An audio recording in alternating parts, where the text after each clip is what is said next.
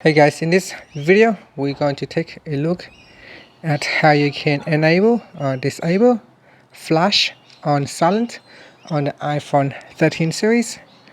First, let's go back to your home screen by swiping up at the bottom of the screen, and on the home screen tap on settings. In settings we will go down and tap on accessibility, then swipe up to go down and tap on audio or visual. Then in here tap on flash on silent. Now if you do not see this option available, you will need to turn on LED flash for alerts. After that, flash on silent will become available, and in here you can switch it off or switch it on.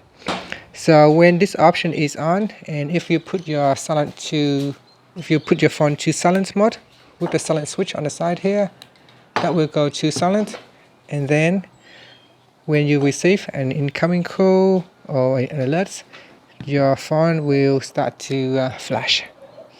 And that's it. Thank you for watching this video. Please subscribe to my channel for more videos.